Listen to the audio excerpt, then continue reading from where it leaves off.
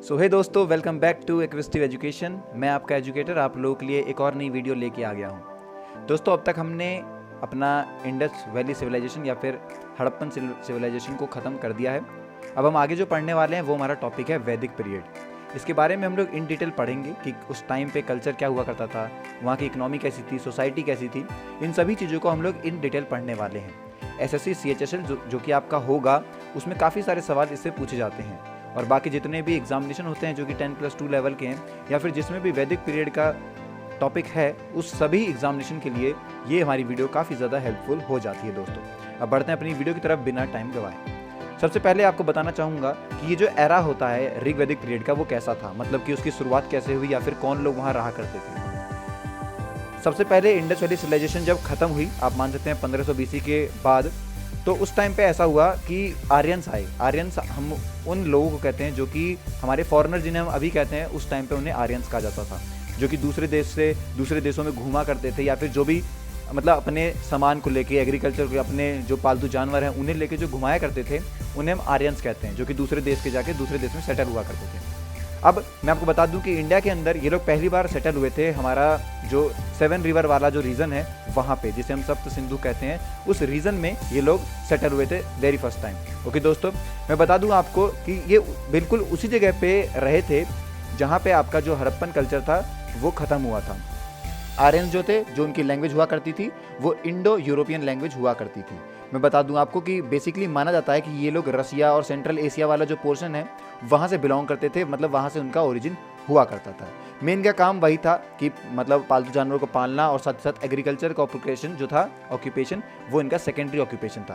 Primary पालतू जानवरों को लेके जाना या फिर जो भी जानवरों से रिलेटेड काम होता है, क्योंकि उन्हें वो उठा के कहीं भी ले जाते थे, उन्हें चराते हुए या फिर जो भी काम करते थे, तो इस तरीके से वो लोग जानवरों को पालते थे और अपना जो भी उनका खाना पीना है, जो भी उनकी इकोनॉमी रहा करती थी, वो उसी से चलती थी। ओके, तो ये थोड़ा सा ब्रीफ इंट्रोडक्शन था जो भी ऋग वैदिक पीरियड हुआ करता था उसके बारे में। अब और इन डिटेल पढ़ते हैं कि वैदिक एज जो थे वो 2 तरीके से थे। पहला आपका ऋग वैदिक एज, जिसे हम लोग ऋग वेद भी कहते हैं, और साथ ही साथ दूसरा था आपका लेटर वैदिक पीरियड, जिसको हम लोग 3 और वेद में डिवाइड करते हैं, युज्र, सम और आपका अथर्व।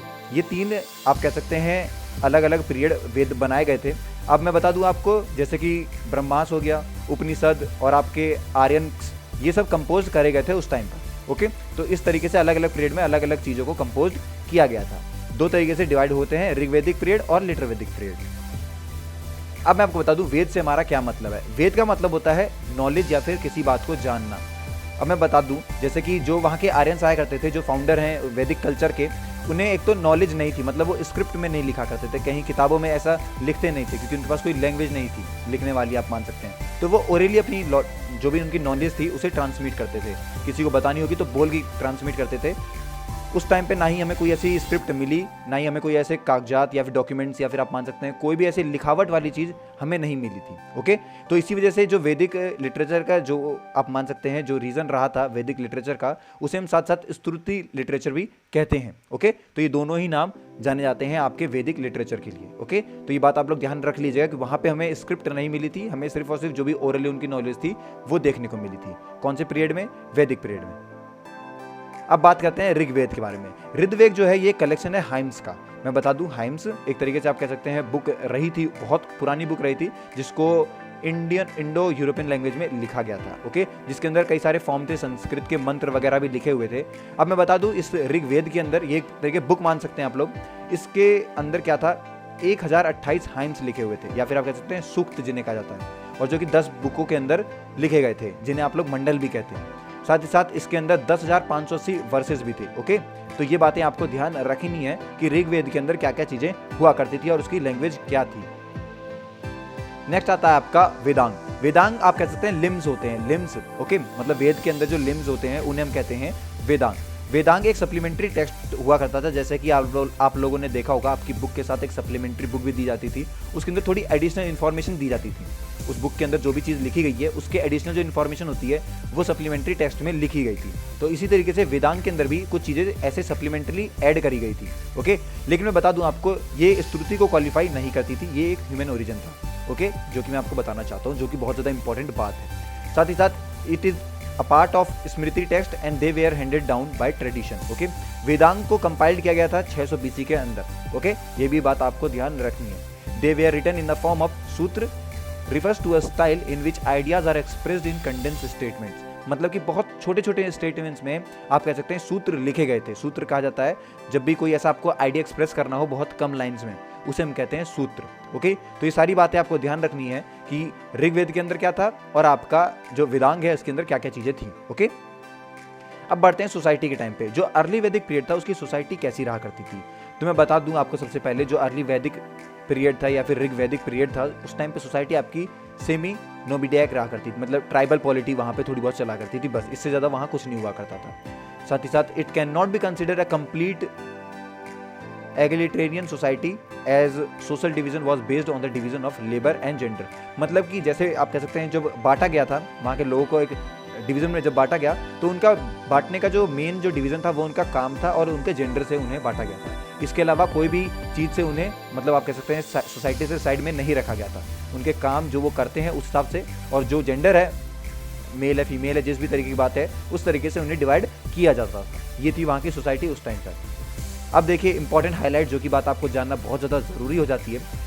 जो भी ऋग्वैदिक पीपल थे फैमिलियर रहा करते थे स्लेवरी से। ओके, स्लेवरी का मतलब होता है आप कह सकते हैं किसी के नीचे काम कर, मतलब किसी का दास एक तरीके से। आर्यन जो थे ट्राइब उन्हें आपको जन्स कहा जाता था, जन। ओके, जो कि आप कह सकते हैं शेफ हुआ करते थे, राजन, गोपाती, गोपा, इस तरीके के काम जो कि आप मान सकते हैं गाय को बचाने वाले होते हैं उन्हें कहा जाता था। और क्वीन को कहा जाता था महिषी। ओके, तो ये सारी बातें आपको ध्यान रखनी है। जनस जो हुआ करते थे वो कॉन्फ्लिक्ट करते थे conflict with Penis because they were deemed as the enemy of Aryans who used to hide the cattle of Aryans in the forest। Okay, मतलब उन्हें एक तरीके से मान सकते हैं ये अभी चोरी वगैरह होती है तो उसी तरीके से आप जनस को मान सकते हैं, क्योंकि वो मानते थे आर्यंस के जो कैटल्स हैं, जो भी उनके जानवर हैं, उन्हें वो फॉरेस्ट में छुपा देते हैं, जंगलों में छुपा दिया करते हैं। तो इसलिए उनका थोड़ा सा बातचीत बिगड़ी रहती थी। ओके, वैदिक गॉड इंद्र, वहाँ पे जो गॉड की जिनकी पूजा करी जाती थी वो इंद्र हुआ करते थे। Invoked in order to get back the cattles and the following battles were fought between the Aryans and पेनिसु, गुवितिस्ती, गोसु, गविसना और आप कह सकते हैं गवियत। मतलब इस तरह की कुछ लड़ाइयाँ वहाँ पे लड़ी गई थी। लड़ाई क्यों गई थी? क्योंकि आप मान सकते हैं जब उनके कैटल्स को वो लेके जाया करते थे, तो जब वापस लाया जाता था उन कैटल्स को, उनके जानवरों को, तो लड़ाई होती थी। और वो लोग उस टाइम के गॉड इंद्र हुआ करते थे, मतलब उनके ऑर्डर पे, उनके आदेश पे ये लड़ाइयाँ करी जाती थी। किनके द्वारा? आर्यंस के द्वारा। ओके, इकोनॉमी, अर्ली वैदिक पीरियड की इकोनॉमी के बारे में जानना बहुत ज़्यादा ज़रूरी हो जाता है। Okay, the Rigvedic society was a pastoral society and cattle rearing was their main occupation। बस कैटल रेयरिंग जो थी उनकी वो मेन ऑक्यूपेशन हुआ करता था। पशुओं को पालना, सिंपल आप मान सकते हैं पशुओं को पालना वहाँ के मेन ऑक्यूपेशन रहता था। हर आदमी वहाँ पशुओं को पाला करता था।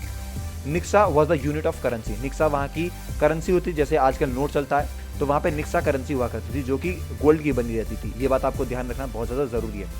There was no regular revenue system and the kingdom was maintained by the voluntary tribute from ordinary kinsmen and booty won in a battle. Okay, इस तरीके से वहाँ की बातें चला करती थी। मतलब एक ऐप मान सकते हैं कोई ऐसा रेवेन्यू सिस्टम नहीं था कि आप मान लें कि इस काम को करने से हर बार या हर साल, हर महीने इतनी कमाई होने वाली है। जिस भी तरीके से आप मान सकते हैं बैटल हुआ करती थी या फिर ज़्यादा जानवर खरीद लिए, जो भी काम हुआ करते थे उस हिसाब से उनकी रेवेन्यू इनकम जो भी रहा करती थी वो चलता था। ओके, गिफ्ट एक्सचेंज वहाँ पे काफ़ी ज़्यादा हुआ करते थे। Redistribution had an economic role काफ़ी ज़्यादा, such as exchange were known as prestation were not done on an individual level but at the group level। देखिए आप मैं बता दूं आपको, जैसे आपका प्रेस्टेशन हो गया, ये अकेला आदमी जाके नहीं करता था। अगर एक ग्रुप है उसे अपने कुछ सामान बेचने हैं और या फिर देने हैं, किसी को गिफ्ट देना है जैसे, तो वहाँ पे एक ग्रुप के तौर पे काम हुआ करता था। द प्रीस्ट रिसीव्ड दक्षिणा एंड दान। मतलब आप मान सकते हैं प्रिस्ट जो हुआ करते थे, जो पुजारी हुआ करते थे, वो लोग दक्षिणा या फिर दान ये सब चीज़ें रिसीव किया करते थे। ओके, मतलब ये उनका रेवेन्यू हुआ करता था एक तरीके से, जो भी उनकी कमाई थी वो इन्हीं से होती थी, या फिर दक्षिणा दे दीजिए, दान दे दीजिए, इस तरीके से। Shifting agriculture was practised and fire was use to burn down forest cover and then the cleared patch of land was sown. अगर खेती करनी है तो ज़मीन चाहिए, और ज़मीन जंगलों को काट के उन्हें जला के मिला करती थी। तो इस तरीके से एग्रीकल्चर की तरफ जो अर्ली वैदिक पीरियड के लोग थे वो आए थे। ओके, कल्चर और रिलीजन के बारे में बात करें, जो कि बहुत ज़्यादा इंपॉर्टेंट टॉपिक हो जाता है।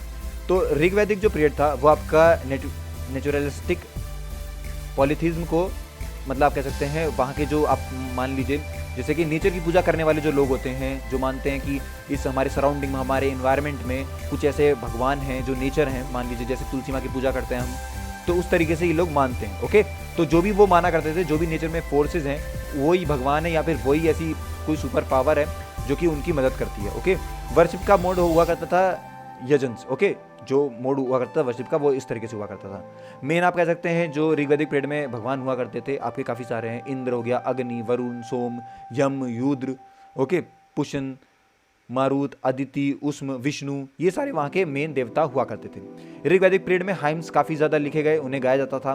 साथ ही साथ वहाँ पे कोई भी एक तरीके से प्लेस नहीं थी, जैसे टेंपल वगैरह नहीं बनाए गए थे, तो लोग ऐसे ही पूजा करते थे भगवान की, या बाहर जाके घर से, पर इस तरीके से पूजा किया करते थे, ना कि टेंपल वगैरह में जाके। वहाँ इस टाइम की कोई भी इस तरह की बातें नहीं आई थी, और वहाँ पे कोई भी आइडल वर्शिप कैरिड नहीं करता था, मतलब एक तरीके से बस अब इनके पीछे लगना है, ऐसा कुछ नहीं होता था।